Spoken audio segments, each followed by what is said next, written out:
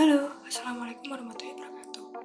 Saya Sofia Amalia Husna sebagai mahasiswi Teknik Arsitektur UIN Malang. Pada kesempatan ini, saya akan mempresentasikan proposal tugas akhir yang berjudul Perancangan Malang Heritage Museum dengan pendekatan arsitektur naratif.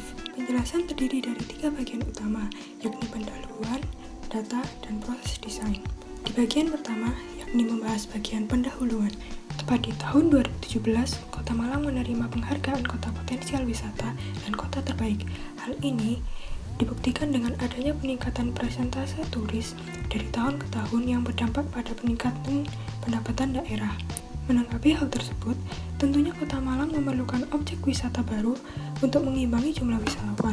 Hal ini dapat direalisasikan dengan cara menambah objek wisata baru atau DWT berbasis edukasi dan budaya sesuai yang telah diusulkan oleh pemerintah kota. Sementara itu, wacana belum berjalan sesuai realita. Pertama, 6 dari 8 museum di Kota Malang belum memenuhi kriteria dan masih berstatus rintisan.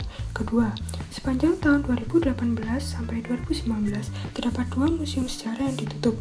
Hal ini tentunya mengurangi keberadaan sarana wisata, hiburan, dan edukasi terhadap sejarah dan budaya Kota Malang.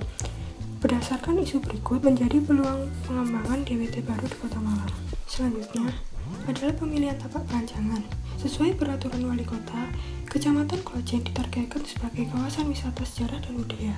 Hal ini tak lepas dari adanya kawasan preservasi heritage yang berpusat di Kayu Tangan dan meluas hingga area sekitar Balai Kota. Area sekitar Balai Kota diprioritaskan sebagai kawasan heritage. Karenanya, pemilihan lokasi berada di lahan eks-Tarekot Malang yang berjarak 200 meter dari lingkar heritage Tugu. Diresmikan tahun 2002, taman hiburan ini berfungsi sebagai penangkaran hewan dan sejak 2007 telah memiliki izin konservasi. Namun, dari tahun ke tahun, fasilitas maupun pelayanan kualitasnya semakin memburuk. Sebab itu, tahun 2013 izin konservasi dicabut dan tahun 2017 resmi ditutup. Kondisi terkini, Tarekot tetap dibuka dengan fasilitas seadanya, yakni dengan kondisi kurang terawat dan dialihfungsikan. Berdasarkan latar belakang objek dan lokasi, diusulkan perancangan Malang Heritage Museum. Bertemakan museum sejarah, nantinya akan menceritakan sejarah Kota Malang dalam 3 babak. Pendekatan arsitektur yang diambil adalah pendekatan naratif.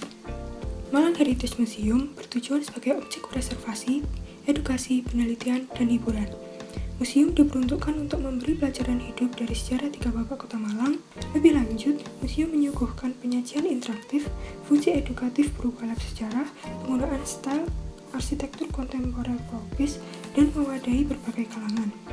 Kriteria desain yang diterapkan yakni interaktif, continuity, kontekstual, dan universal. Rancangan Malang Heritage Museum memiliki batasan-batasan tertentu yang dibutuhkan selama proses mendesain, yakni batasan objek. Untuk batasan objek, yaitu kategori museum sejarah, penggunaan style arsitektur tropis kontemporer, dan menceritakan sejarah 3 babak Kota Malang. Batasan lokasi yakni didasarkan pada pendayagunaan ruang negatif, yakni Tarekot Malang. Batasan fungsi, yakni fungsi edukatif, rekreatif, fungsi sosial, dan kegiatan apresiasi terhadap sejarah Kota Malang. Pada batasan pengguna, yakni ditujukan untuk umum, pelajar, hingga profesional.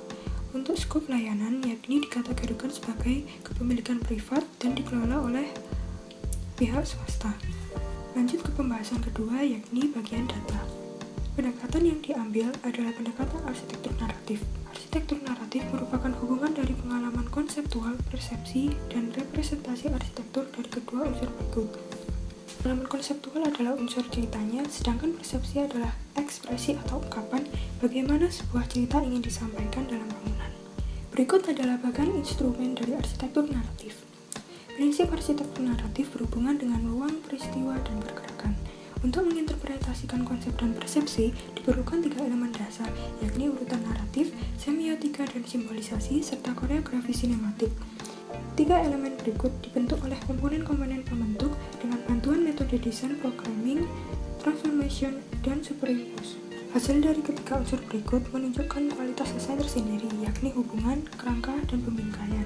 Masuk ke tahapan referensi keislaman. Sejarah dalam perspektif Islam memiliki 4 nilai utama. Nantinya akan diterapkan dalam objek secara arsitektural berupa elemen-elemen pembentuk ruang. Melangkah ke data kawasan. Pemaparan kali ini difokuskan pada kawasan yang paling dekat dari lokasi perancangan, yakni radius 1 km dari kawasan Heritage Bundaran Tugu. Kawasan memiliki 4 unsur utama, yakni unsur historik, magnetik, aktivitas, dan zonasi. Pada data tapak, Tarekat berada di Jalan Majapahit, kawasan Kolajen Malang, memiliki lahan seluas 1,5 hektar. Lahan berada di daerah das berantas dan berkontur. Vegetasi pada tapak berupa pohon dengan umur rata-rata lebih dari 10 tahun dengan sebaran paling banyak di area selatan. Kemudian, untuk akses menuju tapak, berkumpul di Jalan Majapahit, masuk ke jalan privat. Untuk iklim dan sensori, arah angin dominan dari arah selatan ke utara dan terdapat kebisingan tinggi dari arah barat. Terakhir, yakni pembahasan bagian proses desain. Pada tahap ini, ide dasar desain telah tergabung dalam rangkaian skema proses desain. Langkah pertama yakni proses penelusuran masalah, sedangkan tahap kedua yakni pengumpulan analisis dan fakta. Pada tahap ketiga yakni perumusan tujuan, dan tahap keempat yakni tahapan solusi desain. Pada tahapan ini dirumuskan ide dasar dalam bentuk tagline berupa history and spatial narrative, yang berarti merepresentasikan narasi sejarah Kota Malang dalam pengalaman ruang dan sejarah satu waktu. Pendekatan naratif nantinya menarasikan sejarah 3 babak Kota Malang yang didukung dengan nilai sejarah berdasarkan Al-Quran untuk diterapkan dalam objek rancang. Kriteria desain yang dibutuhkan ada 4, yakni interaktif, continuity, kontekstual, dan universal. Nantinya mengeluarkan output desain berupa fasilitas eksibisi, literasi, ruang hijau, penunjang, dan servis. Setelah itu, kita masuk ke tahap kedua proses, yakni proses penyelesaian masalah. Ada 5 tahap yang berurutan, yakni analisis desain, sintesis desain, konsep desain, pengembangan desain, dan komunikasi desain. Sekian presentasi proposal tugas akhir dari saya. Ada kurang dan lebihnya mohon maaf. Wassalamualaikum warahmatullahi wabarakatuh.